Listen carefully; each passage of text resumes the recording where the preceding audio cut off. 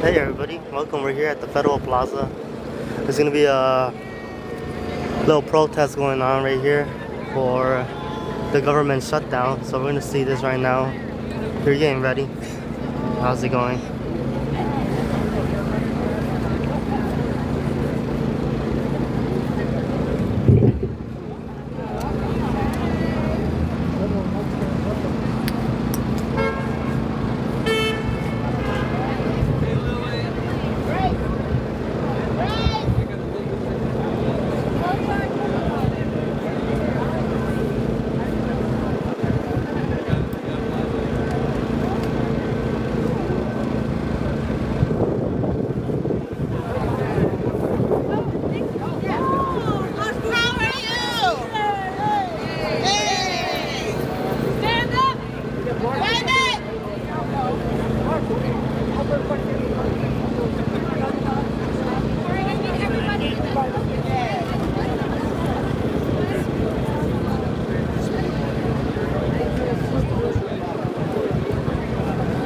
Thanks for those gifts.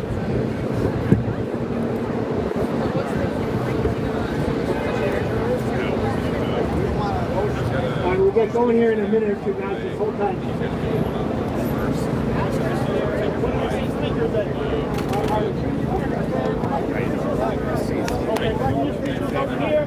Crazy.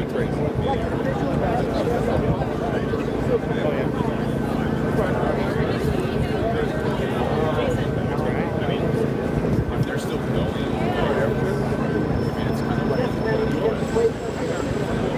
We're gonna be talking about the government shutdown and everything. So we're gonna listen to this. They're about to go.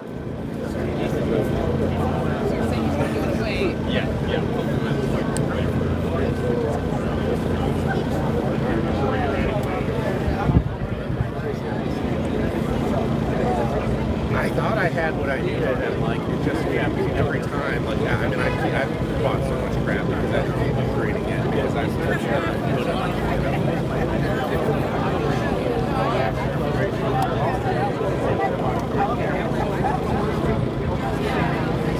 Hey Goody, how's it going?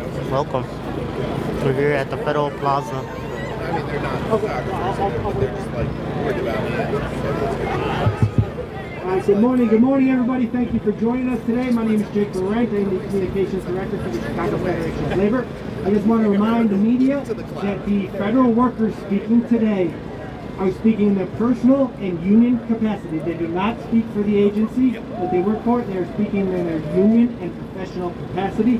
So when you attribute or use your lower third, please use their union titles. They will say it and spell them at the beginning of their speeches. So please use their union titles, and it's okay. They can be identified as a federal worker, but they, again, are not speaking for the agency that they work for. Thank you. And right now, I'm going to bring up Jason Anderson.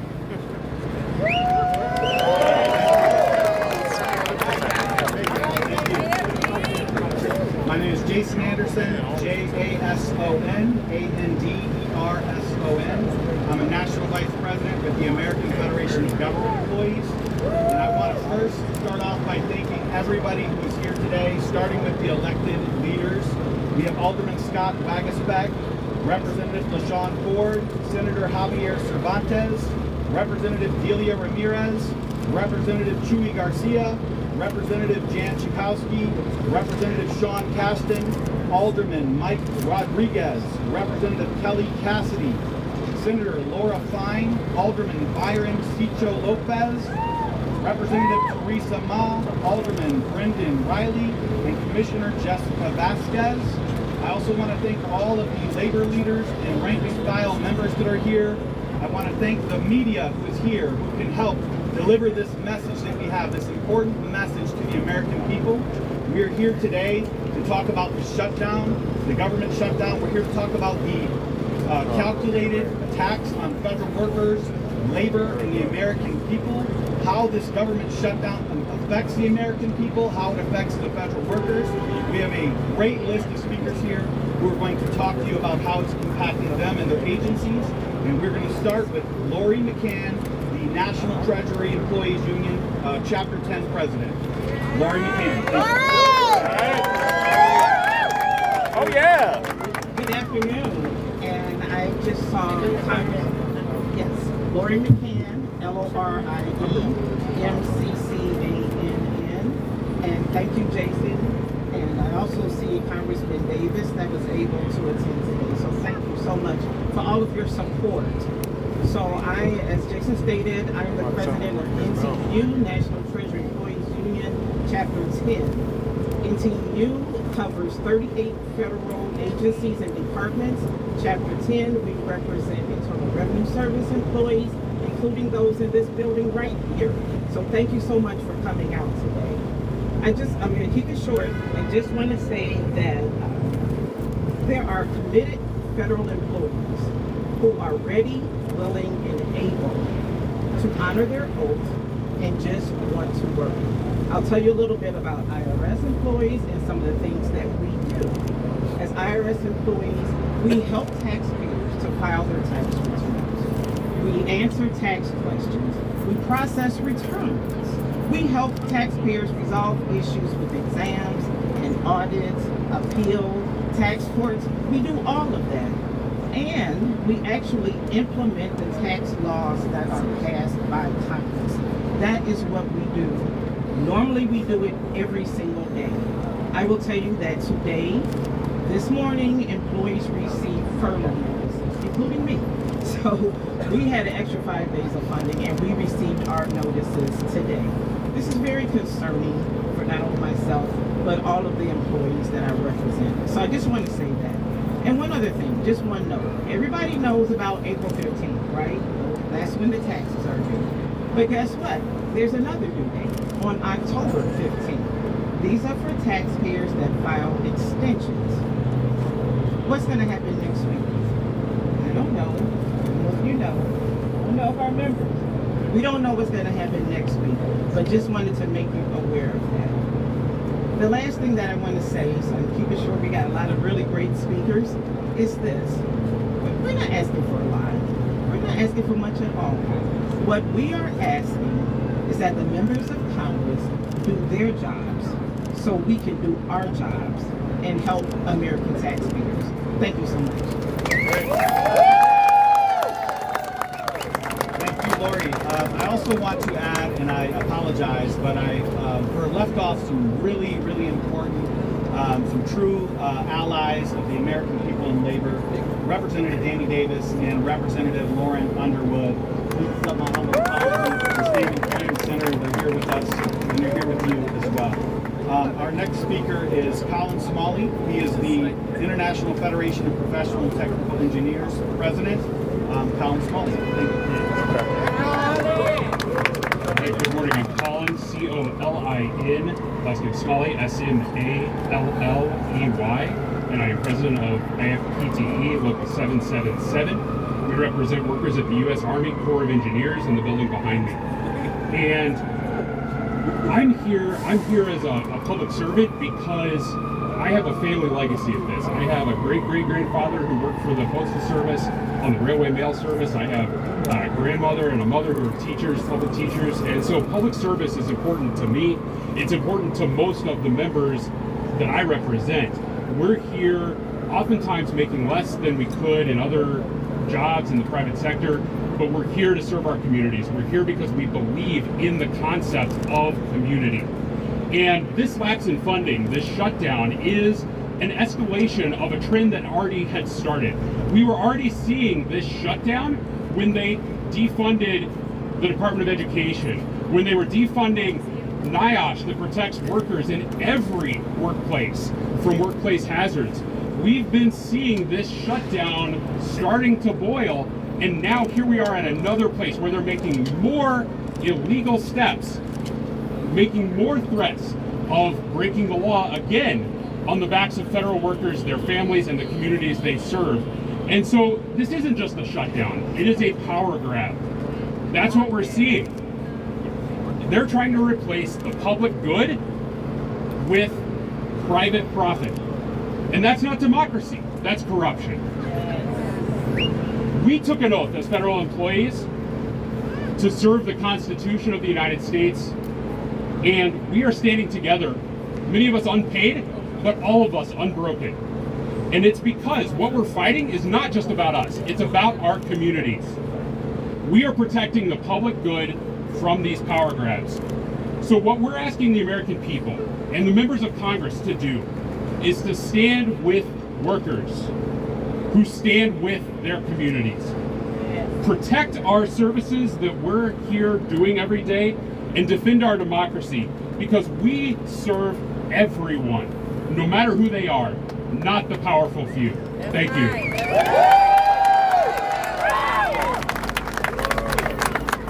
Thank you, Colin. I have a couple more elected officials that are here. Hanover Park Trustee Yasmin Bancoli, thank you for being here. And Cook County Commissioner Kevin Morrison is also in attendance, supporting the federal workers and the American people. I'm going to pass it off to our next speaker. It's Brent Barron. He is the American Federation of Government Employees Local 684 President. Thank you. My name is Brent Barron, B-R-E-N-T, B-A-R-R-O-N. I am president of AFG Local 648, Jason. I worked in this building for 25 years on the 8th floor. My coworkers are up there looking down on me because we're required in my agency to continue working without pay. All right, without the knowledge of when they will be paid. Okay, I am also speaking as the national president of the National Council of Field Labor Locals. I represent the 7,000 employees who work for the U.S. Department of Labor outside of Washington, D.C. that work for OSHA, work for MSHA, work for Bureau of Labor Statistics, work for Wage and Hour Division. So I'm speaking on behalf of two entities today, my local and my national union members. I want to read a statement to you.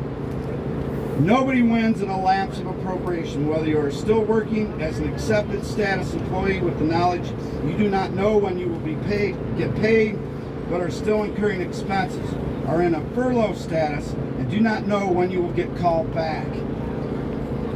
On top of all the anxiety that federal employees are being put through right now, we now have the added threat of mass rifts and wholesale cutting and gutting of agencies and government programs.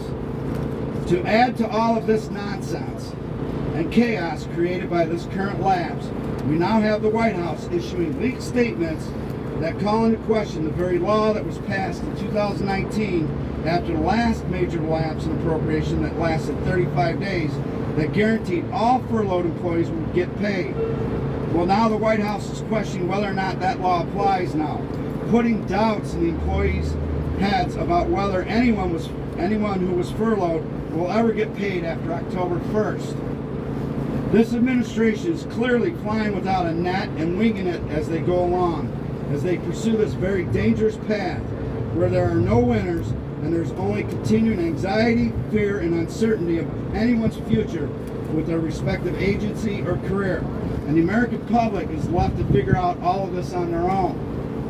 As federal employees, we swore an oath to uphold and defend the Constitution, to serve the American people, meeting our agency's mission. Well, this is no way to run a government or provide those critical services to the people that we serve. Our elected leaders talk a good game about eliminating waste, fraud, and abuse.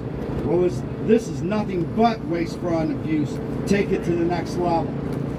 I'm here to tell you I've worked for the government for over 35 years. This is the first time in my federal career I have been furloughed. I'm sitting at home without the understanding when I will go back to work. I'm with thousands of other federal workers sitting out here not knowing when we will go back to work. I also empathize with the people that are still working without the understanding of knowing when they will get paid.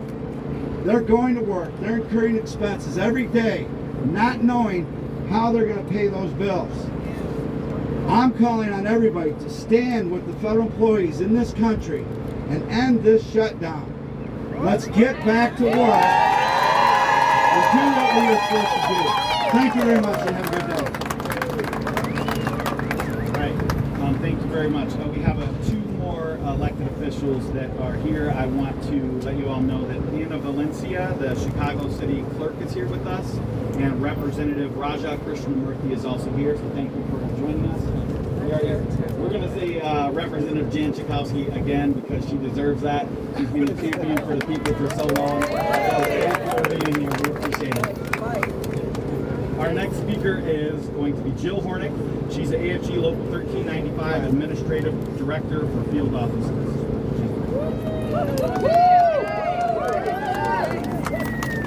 Good morning and thank you for being with us today.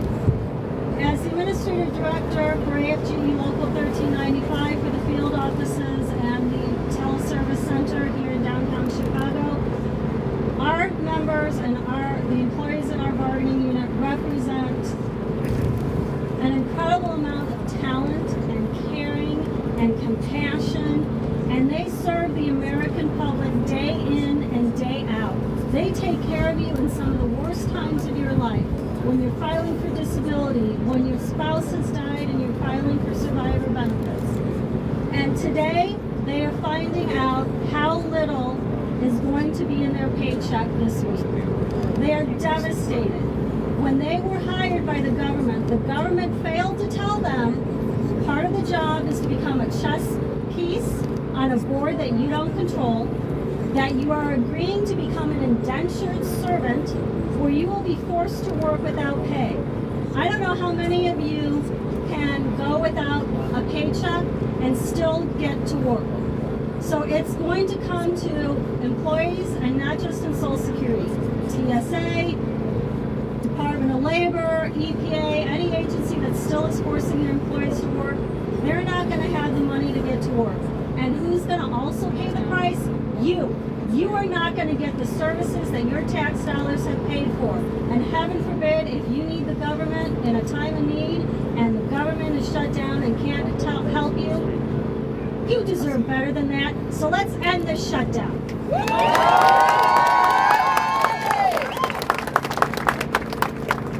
right, thank you, Jill. We have two more elected officials here in attendance. Cook County Commissioner Donna Miller out of the 6th District, and Cook County Commissioner Alma Anaya, I apologize, she's the labor chair as well for the Cook County in District 7. Our next speaker I want to introduce is Representative Raja Krishnamurthy.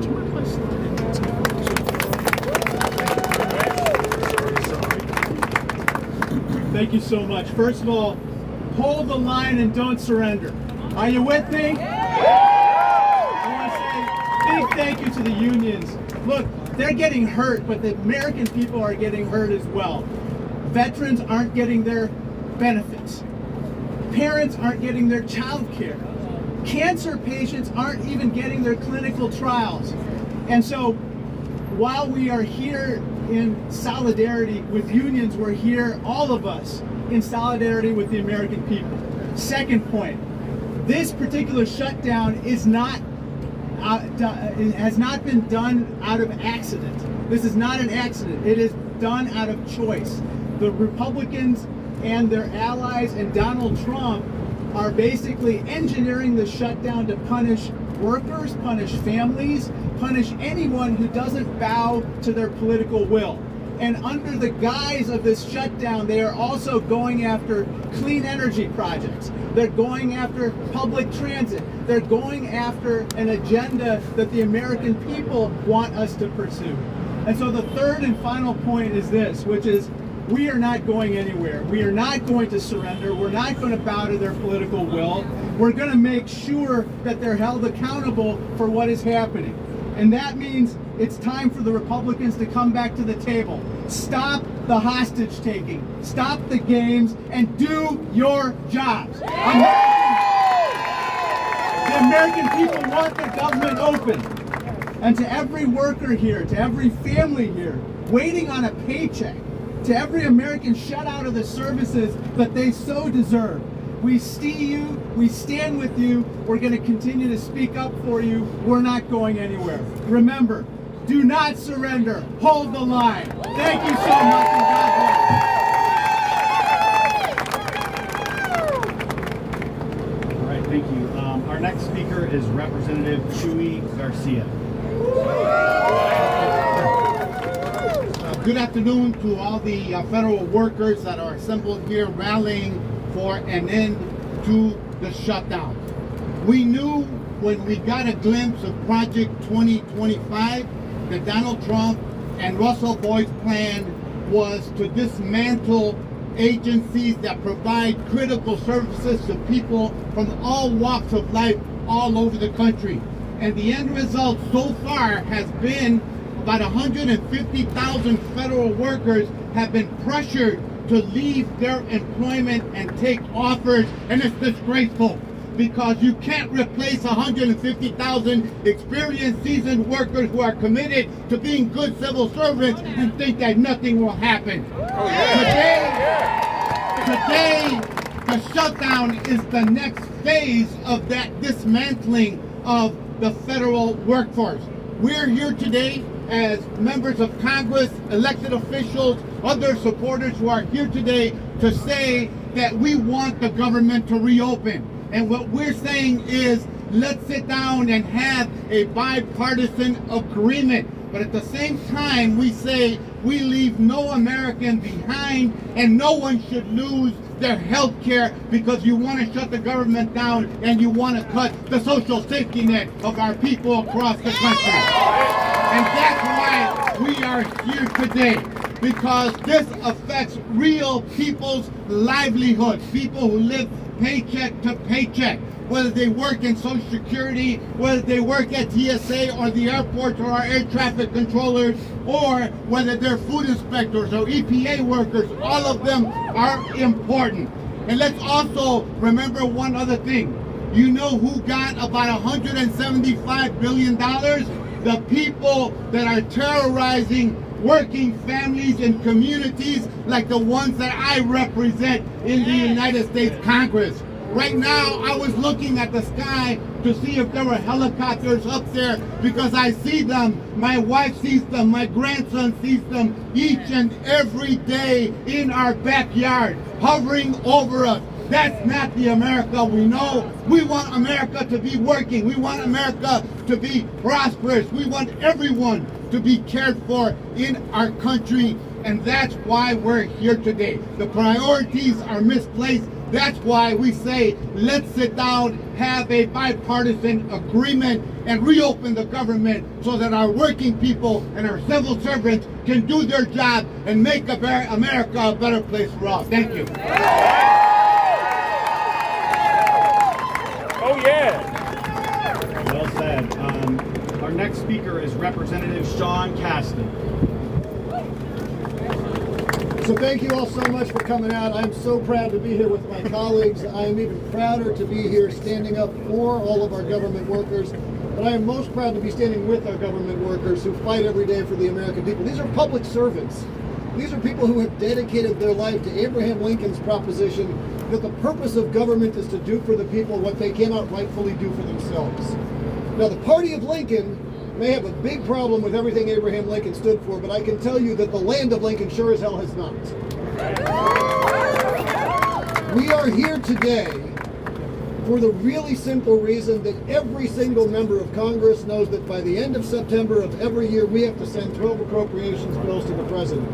Since the Republicans took power 10 months ago, they have sent 0 bills to the president because they spent all their time stripping health care away from the American people, getting rid of those functions of government that work, because they find it harder to stand up for the American people. Well, they find it easier not to stand up for the American people than they do to stand up to a child predator. That's why we're here today. Right? So to the federal workers, I want to point out a couple things, because we are also standing up for the law here. The Anti-Deficiency Act says that you cannot fire federal workers during a shutdown. That is the law. Right? The Hatch Act says you cannot compel federal workers to politicize the problem that you created because you weren't fit for your job. That is the law. And the government, I'm going to get this name wrong, but I want to get it right because he signed it. The Government Fairness Act, signed by Donald Trump, says that you cannot not pay workers after a shutdown for the time that they were furloughed. Those are the laws. And with everybody who's here. If those bastards break the law, there's going to be accountability. Thank you. Well said. We have a special guest here. Governor J.B. Pritzker is joining us. Oh, my boy!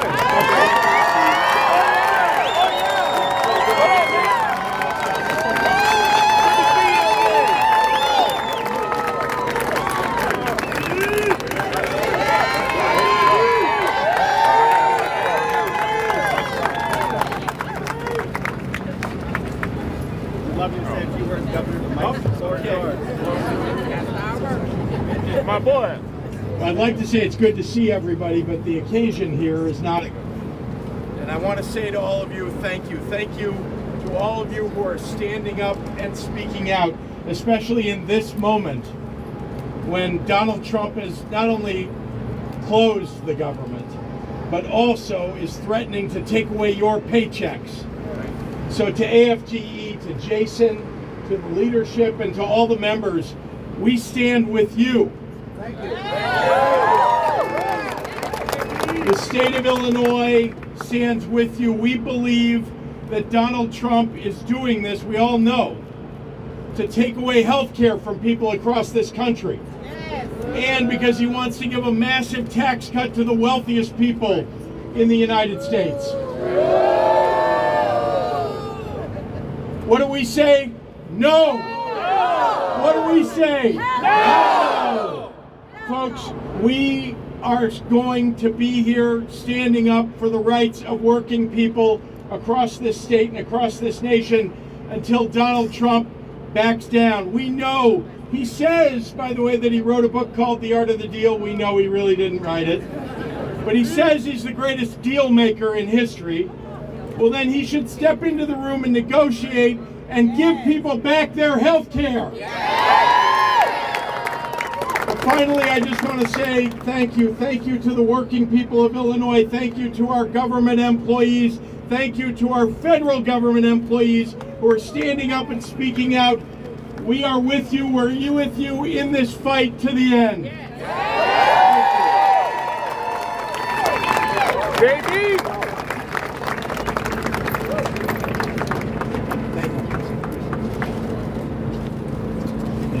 All right. Our next speaker is Congresswoman Delia Ramirez.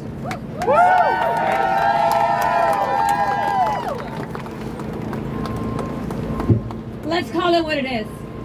Republicans want us to be uninsured, they want us to be unhoused, and they want us to be unemployed.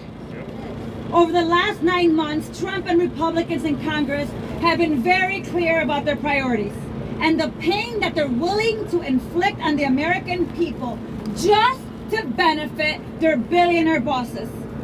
They have cut our health care, they are closing our hospitals, they are laying people off, they're stealing your bargaining rights, snatching our loved ones off the street, and driving our costs up. What part of that is golden age for the American people? None of it. None of it. And they're using federal workers as pawns for Donald Trump's political games. That is unacceptable. It is why we're here today. Federal workers have been attacked since day one, and they are the people who take care of our veterans. They are the people that take care of our seniors. They deliver our Social Security checks on time. They keep our food and water safe, and they protect us at airports and from natural disasters. So let's be very clear. Working families deserve better. We demand better in this precise moment. You deserve a budget that defends health care, not cuts it. You deserve a government that protects science, safety, and public health.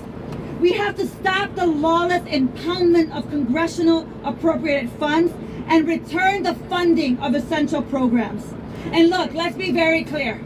Donald Trump, Noam, Hexas, and all those criminals in office, they want to use their power to try to break our spirit. But here with federal workers, here in the city of Chicago, in our downtown, we know something very clear. That the people united will never be defeated. Divided and defeated, both. But our solidarity standing here today is evidence that we will continue to hold the line. We will continue to fight for each other because we are the legacy of those who fought for the right to protest, to form unions, to realize the 8-hour workday, and to affirm our inherent dignity and worth of all people. And we know that power concedes nothing without a fight. And we, as your delegation, in partnership with the governor, in partnership with you, and with our community organizations, are going to continue to hold the line and fight like hell for our federal workers, fight like hell for our working families, for our communities, because this fight is worth fighting for. So let me end with this. We are going to lean in what we know. That we keep each other safe, that when we organize, when we practice solidarity, when we develop systems of community defense, we will win against fascism. We will hold the line. We will make sure that the government reopens, restoring healthcare, restoring collective bargaining rights, and making sure that the American people are at the center, not billionaire bosses. And we're going to do that together. Because here's the thing that I want you to take with you and ingrain in your soul. That when we organize, that when we have collective solidarity, when we see each other, instead of allowing them to divide us, we win collectively. And we will win this fight for the American people. We will restore bargaining rights for our federal workers. And we will make sure that working families are at the center of everything we do. Let's do it together.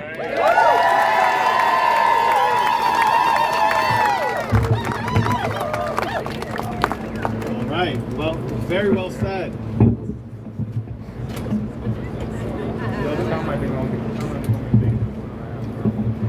Right. We have our next speaker is Representative Lauren Underwood. Okay. Thank you, Jason. I came downtown today to stand with the federal workers assembled behind me because once I was one of you.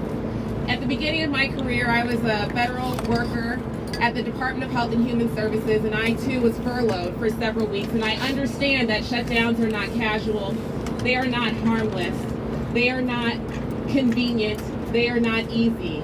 Shutdowns represent a tragedy, a complete breakdown of the system. And we find ourselves at this moment when we have House Republicans, Senate Republicans, and Donald Trump standing on the side of billionaires and selling out working people, selling out working people's health care. And we are in this fight with these federal workers behind us saying not on our watch. So I want to thank these federal workers for their commitment, for their expertise, for their persistence and diligence and dedication to showing up every day in the face of Speaker Mike Johnson, Leader John Thune, and Donald Trump expressing uncertainty about their own willingness to follow federal law and pay these workers. It is unacceptable. But what we know for sure is that Donald Trump has made it clear he believes he is above the law in all circumstances. But we are saying not on our watch. And so I'm so happy to be here with my colleagues from the congressional delegation to stand in solidarity with these federal workers to demand that they do get paid, to demand that working people have affordable health care, and to demand that all of our communities are safe. Donald Trump, Kristi Noem, and these Republicans are out of control trying to come into our city, come into our state, and try to intimidate Illinoisans. We are saying not on our watch. So, thank you all for being here. Thank you for being with us in this fight. And we will be together, united, till the very end.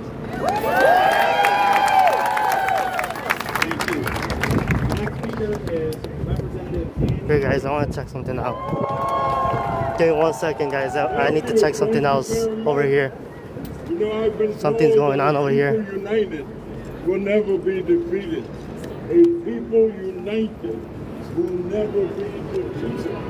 People united. Mailbox account votes himself.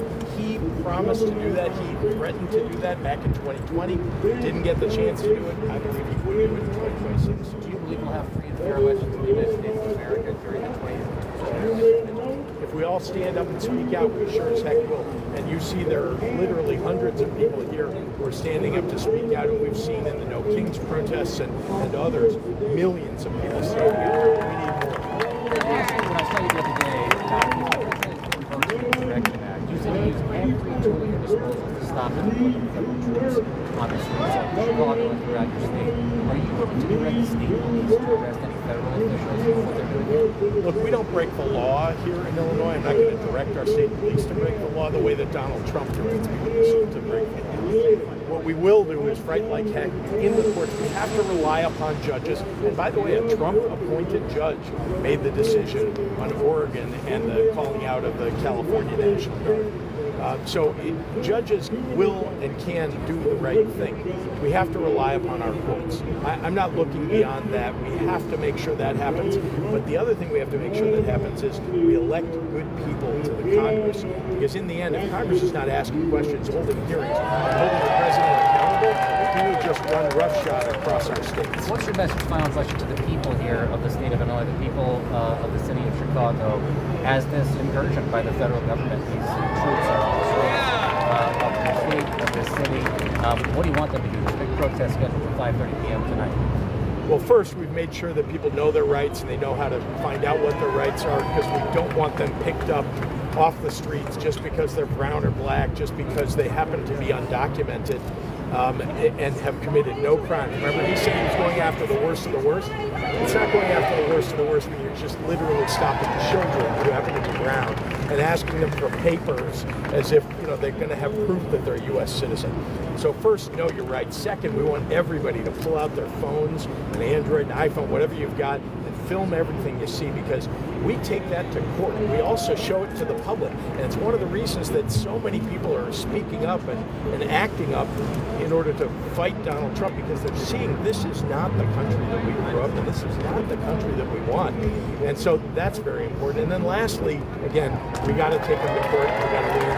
It looks like they're going to do that. For someone who has been threatened with arrest by the President of the United States in the last 24 hours, it's nice to see you out here on the street with all these people, and I'm grateful for your time. Appreciate you, Jake. To talk to you. Okay? Governor.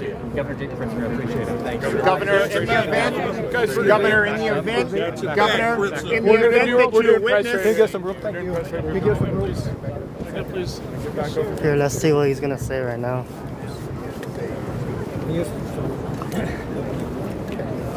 Try to get it back.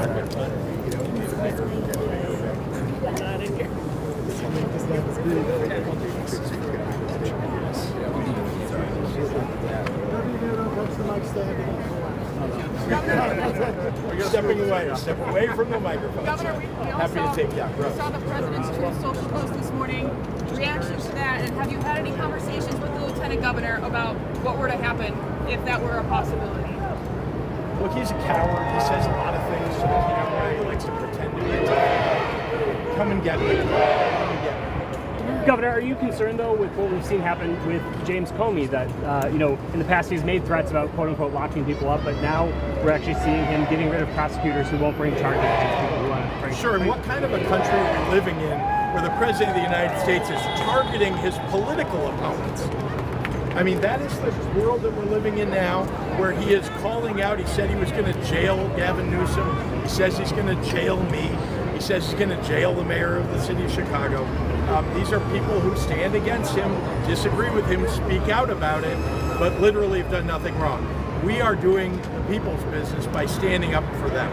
Has there been any more communication with the Illinois National Guard about what its troops are going to be doing, where they're going to be mustering or deployed or anything like that? Are you concerned that they'll be sent to Broadview on Friday? I've said over and over again, the federal government has not communicated with our state in any way whatsoever about what their troop movements are going to be. I can't believe I have to say troop movements in a city in the United States. But that is what we're talking about. We're getting no information from them. They willy-nilly run over people's rights. They're pulling people out of their houses. They're asking them for proof of citizenship because they're brown or black. That is, I mean, a country that I don't think any of us should accept, and a president we should not accept. How do you feel about... Besides legal action, when you say we're doing everything we can in Illinois, what does that mean? Right. Well, I know that reporters ask this question in part because you like me to say that we're going to pull out weapons, and the reality is that we're going to hold people responsible in every way that we can. The first thing we're doing is making sure people know their rights so that they don't get picked up and shouldn't get picked up. And we want them, when they're afraid especially, we want them to be able to protect themselves. Second, we are making sure that people in the neighborhoods know that there are people they can call for help. Remember, there are young children who are going to school and not knowing if their parents are going to be home when they walk home. I went to an elementary school. Third graders worried about whether they're going to come home to an empty home because ICE is coming to take them away. And by the way, they take away not just undocumented people, they take away U.S. citizens and detain them. It's not right, and we all should be speaking out about it. Governor, in the event tomorrow, if they rule against the National Guard, like Oregon did, but the National Guard doesn't go home, then what's the next step? If they continue to deploy, even if a court ruling says it's illegal? Look, we would enforce a judicial ruling. You would think that the federal government and state government and local governments should be able to enforce a federal court's order. So that's why we went to court. This is a great country. This is a democracy still, although we have to keep it. And we all have to stand up for it. And so we're looking for the courts to do the right thing, and we will follow a court order. Last one here. When you think about this is unprecedented, as you said, the president calling for your arrest, the mayor's Chicago's arrest, what steps are you taking? And when you talk to the mayor about this, how would you like to talk about how you'd like to react to what he would do? Well, I think I've reacted. You've heard me say a few things about this already. Look, he's demented, literally, unhinged. And this is somebody who's so insecure that he lashes out pretending that he can come arrest people for no reason at all. He can't. He isn't going to do it. Taco. Trump always chickens. All right, thanks everybody. If state troopers witness... The governor of Illinois. Hey, you got a good spot. You saw him come over here. He was over there, and I saw all the media go over here. That's Paris from the local news there. Yeah. How you doing there? But Ernie, that's some amazing footage. Yeah. How you doing there? How you doing, sir? You saw the media here. Yeah. What do you think? What do you think of this is amazing, the amount of politicians. We're just on. He's on TikTok. I'm on TikTok, YouTube, and he's on YouTube. And look at all this media here. That's great. That's good. So hey, let's keep on going here. So hey, that's some heavy hitters. Yeah. Chewy Garcia. J.B. Pritzker. I didn't know the governor was going to be. I didn't know either. He literally. Oh, this is Brian Riley, Chicago. Was the mayor here of Chicago? No. Johnson. Yeah, No. the governor. Yeah, I didn't see Brandon Johnson. Yeah, okay. So, I think even the media was surprised that the governor was here because they all went over there. So hey, if you just joined, we're in Chicago. We're at the Federal Plaza here with the Calder statue. See, these are all federal workers, and that's some of the people that spoke. Because the unions and they're out showing how they'll be affected by the shutdown. Thanks for coming here and covering it. Yeah, no problem. I'm surprised you made it here in time. Well, I left 10 minutes early. Oh, okay. And it's good that I did because they started right at noon. Yeah. And we saw the governor. And so you can watch Ernie, we'll both have... Yeah, we'll cut it out and post it on YouTube and TikTok, whatever. I don't know if the audio, you probably picked up the audio better. Yeah, I kind of got it, but I could actually film your screen. I could see JB on your phone, and I was filming him. So I had the comments off the whole time. Thanks, mods. Yeah, thanks everybody for watching this. So I guess I'm just going to head back to the office. I'll see you at 5. I'm going to walk towards the park, and then I'll end the live stream over there. Let's go to the park. We'll head back to the bean here. But I'll try to get out of work at 5. I'll try to get out. Yeah, earlier. there's gonna be one at Ida B. Right down Wells. here. Yeah. We'll show you where it's gonna be at. If you want to meet up at the park like last night again. We can meet at the Bean. Yeah, at the Bean. After, I'll let you know when I'm leaving work there. Okay. And it should be like 5:05. You know. It's a beautiful day. Oh yeah, the weather's not bad here. Yeah. We're on. This is Adams Street. Just yeah, we were at the Dearborn. Adams and Dearborn, yeah. That's where the federal. You can see the Sears Tower there. Yeah, there it is. And hey, yeah, taco jalapeno salsa. Thanks for moderating. Yeah, Everybody beautiful else, day. Martin. Another one Big Mac there. Thanks for. I missed all the comments. Yeah, Brian. But Chris, thanks for being on. Here's the burg off right here. Rita, everybody.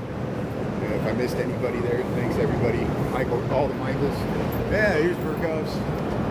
Have you eaten right here or no? Oh yeah. Yeah. I don't eat here often, but yeah, they got October. They had Oktoberfest. They got the German food. You know how this has the #1 liquor license? Yeah, I know that. Have you seen that? Yeah. Yeah. Yeah, it's right there. What time we got here? 12:44. Yeah, I better get back to work. Oh, Shauna says hi. Hey, Shauna, thanks for watching. That's great. Yeah.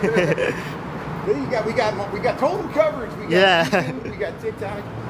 Somebody from Sunday reached out to me and I said we're going to cover this, and I don't know, they might text you or something. I said I'm doing it on YouTube. I'm doing it on TikTok right now. On TikTok. Yeah, but I still post on YouTube. That's good. Yeah, because hey, I saw Darren Monroe posted that. That's what you. Oh yeah, you were he going posted, over there yeah. to film that. Yeah. There's the Sears Tower. They took some of the skeletons down. This morning I saw They did? they knocked the heads off of them. Somebody, Oh. you know, people were probably drunk and they said, "Oh, let's steal the heads." And they thought it was funny, and so they took them down. But there is some up this way. Oh, that sucks. Beckett, how you doing there? Yeah, it's City beautiful. Under Siege. Well, you see how Hey, Lux.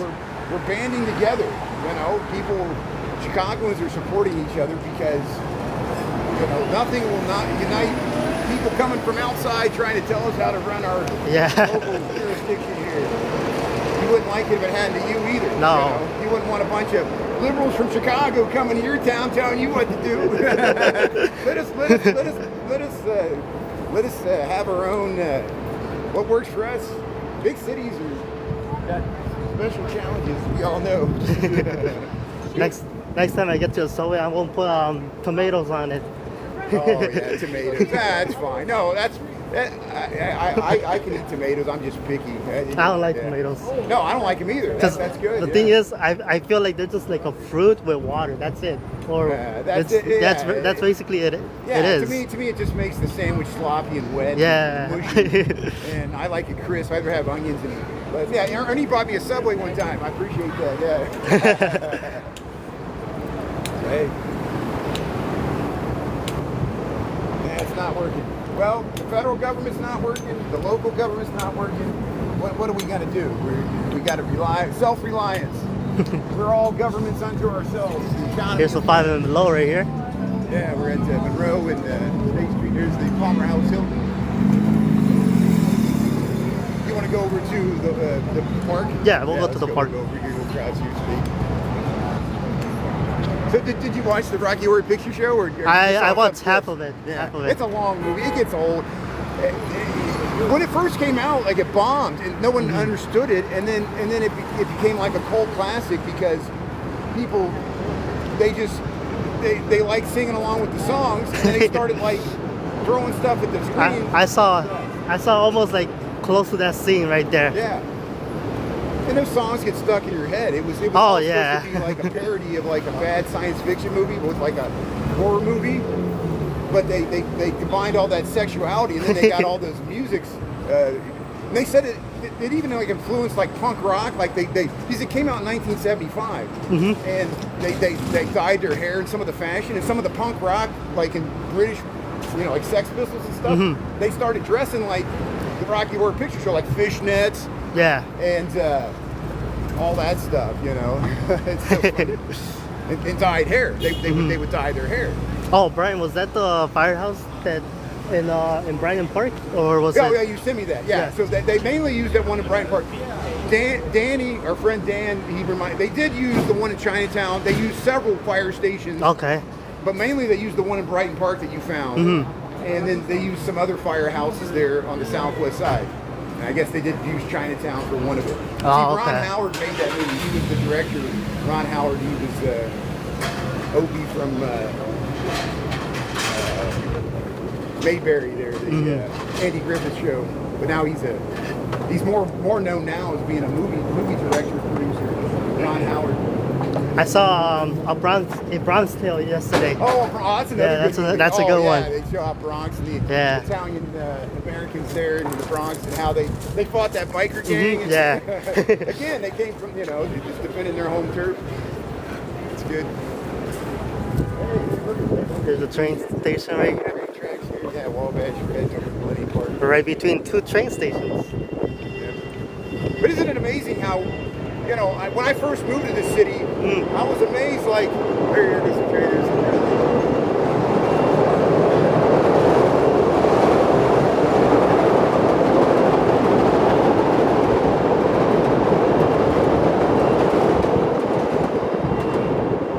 So, way back in 2003, when Ernie was a little baby, Yeah.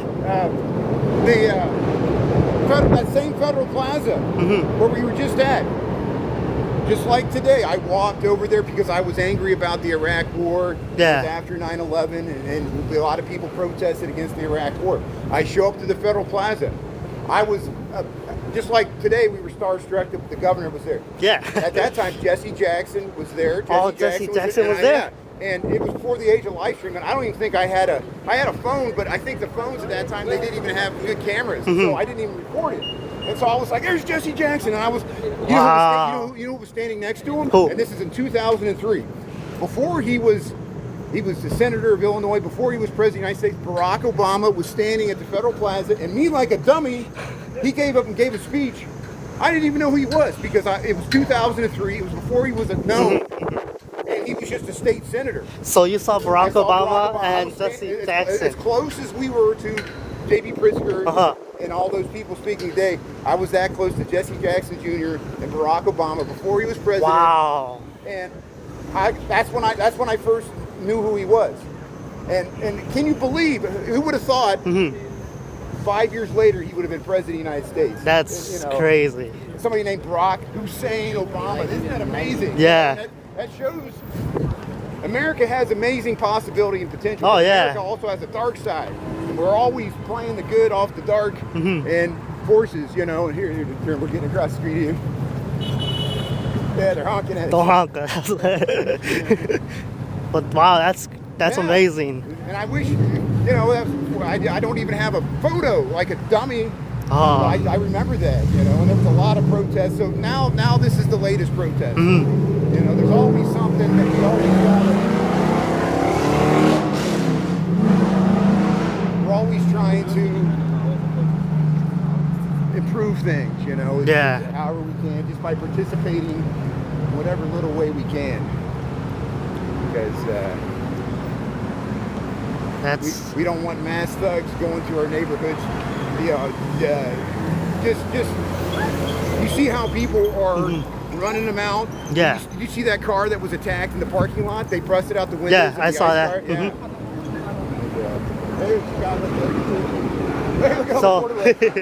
Oh, follow that. I bet that's for the marathon. Oh yeah, it is The coming marathon, up. They're Yep. going to set up. Yeah, there'll be a bunch of Portland. They already closed down parts of Grand Park for that. Grand Park. Yeah, they're going to. That's where the start finish line. Yeah. The marathon. I'll be covering it up by Fullerton. I'm still deciding if I'm going to be down here or Pilsen. Yeah, There's multiple places to film it. Yeah, it goes to the north side, it goes to the west side, it goes to the south side, and it starts and finishes. At Grand Park. There, we got 12:52. We'll just cruise by the Bean. Yeah. And then I'm going to head back to work. So I'll see you after 5, but I'm not leaving yet. Hey, good afternoon, Patty. How's it going? Yeah, a few other people told me they were coming down with a cold. Steve Lyons says he has a sore throat. Really? He's gonna. No, I don't want to divulge his situation. Yeah, he'll get over that. I said, rest up, man, because he wanted to cover the Cubs game today, but I said, no, don't be sick and make it worse. Yeah. Because you could wear yourself out. I mean, Nick, he's sick. He told me that he's sick. I saw he live stream again though. Yeah. So he's still live streaming. That's good. That was good. We hung out with Overtime Sep there on Sunday. Oh yeah, Sunday. Yeah.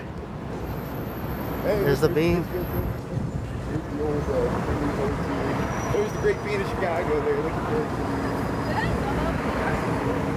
Man, thanks for tuning in, everybody. Thanks for witnessing real life here, real historical events. Yeah, it is that time of the season. Yeah. Wait, so when you saw Barack Obama, he didn't have gray hair, right? No, he was young then. He was young and skinny, and he was probably in his 30s then. I have a question. Was he your height or was he a taller? He's tall, but he's tall, but he's skinny. Okay. But he's muscular, but he's like you know, fit, you know. Because I only saw Michelle Obama when I was 8 years old, and I was at the convention center. Yeah. There was like, she was doing a speech over there, Yeah. and I was like 8 years old. My school took me for a field trip, and I saw Michelle Obama. I shook her hand and Mary Emanuel's hand. Oh, that's good. But I didn't see Barack Obama because he was at the White House at that time. Michelle and Barack got married at the South Shore Cultural Center on 71st and the lake. Yeah. You go there, there's pictures. J City Walking Girl in Hyde Park, there's a plaque where they had their first kiss. And it's by the Valois restaurant on 53rd or 55th. Okay. There's a restaurant there. It's like a cafeteria, and that's what Jay has filmed that several times. Yeah, Jay he visits the South Side a lot. Oh yeah. Which is good. That's what we got. Real Chicago live streamers covering all sides of the city. We try to do the same, but we only be one place at one time. No matter where you go, there's somewhere else to go. Since we're downtown, a lot of stuff happens here. Yeah. All day. JB Prickser, he just came out of nowhere. Everybody was like, they did it on purpose because they didn't want to telegraph it. Yeah. And anytime you're at a thing like, you're like, man, you know. And I'm not sure if you saw, but he was right, like not next to me, but he was like a few feet away from me. He came. You were on the other side. Yeah, I'm gonna cut that out when he was like right almost next to me. We were so close that his security were like telling us to back up. Yeah. Because we were too close to him. There's a fountain over there. So hey, we're the news. We're news reporters now. We've been press pass. Hey, thanks for tuning in, everybody. Thanks, mods. Thanks, Shana, for helping me out. Yeah, we had a lot of people tuning in there. We'll cut out the clips there. And we got a lot of work to do, Brian. I can't even. I got Halloween decorations. People said hello. We got all these politicians and governors and representatives. Yeah. They said that one person saw the footage that we filmed on Sunday and they showed up to volunteer. So we got one more person to show up for volunteer for the organization Resist Fascism. So, oh, okay, nice. At least we got one person. Yeah, we're doing our job.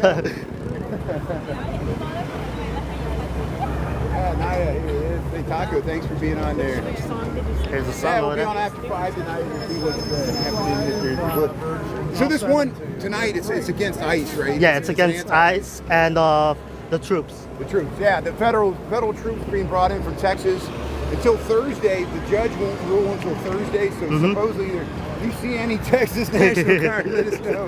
I don't know where they're at. People are asking. Maybe they're just sitting in a warehouse somewhere in the back of the truck. Thanks, Shana. Yeah, thank you.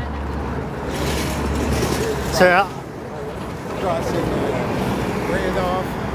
There's Michigan. Yeah, we'll go by. I saw when I was in North Carolina. I saw you were here when they opened the the rainbow cone. They were in the window there. Yeah. I was at a truck stop eating like Wendy's, and I was like, Ernie's. They opened it up. You saw that the workers were saying hello to me. Yeah, they were training them. Yeah. One of them said hello to me, waved at me. That's good press. Yeah. Advertise the business. There's never been a restaurant here. They built this. They were supposed to be a restaurant. No restaurants going in here. Yeah, there's the rainbow cone and Cinnabon open. What kind of flavor do you like? What's the Palmer House? I have no idea. See, someone asked me if I ever went to the South Side. I got 300 videos of the South Side. I like I like the sherbet one, the one with all the colors. That was good. Oh, the sherbet. Yeah. That's the true rainbow cone. Right? Yep. So I know they got one where Gino's East is up on Superior, and then they got this one which is just open. Yeah. Here's the Garrett's popcorn. People were asking about that later. Lids. Yeah. And Lids is a hat store. Look what I have to do, Brian. Oh, it captcha. See, YouTube doesn't make you do that. Yeah. TikTok makes you do a captcha. So many times I would be like, you miss it. One time I didn't see it. It turned off my live. You know, this is the first time I got it in like 2 weeks. I haven't gotten it in 2 weeks. Usually, it's when you stream for over an hour, but it randomly pops up. Look at the little bird. Look at the little bird. Oh, look at that. Hey, see, somebody left their plate there, and the bird's like, wow, this is a feast there. Yeah, see the bird sitting in the chair, getting the Nutella. The bird's eating Nutella. Yeah, say Nando's. All right, we'll split up right here. I'm gonna go over here and I'm gonna check out the Prudential Plaza fountain. Watch Ernie. He's on TikTok. He's gonna go over. Watch Brian on YouTube. I'll see you. Here, let's go check out the Prudential Plaza water fountain, and then I'm gonna end the live stream. There goes Brian. Follow him on YouTube. Here, let's see if the fountain's open, because I know they set up a lot of water fountains, and yeah, I think it's closed. So here, let's go check out the plaza real quick. Hey Juana, how's it going? Yeah, very cute. You follow him? You're new? Yeah, he's on YouTube. Brian Really Chicago. Give him a follow. But yeah, I think the water's on, but the fountain's not going off. So here, I must end it right here, guys. Have a good day. We'll see you guys at 5. Bye. Oh, that's good, Juana. All right, I'll see you guys. Bye.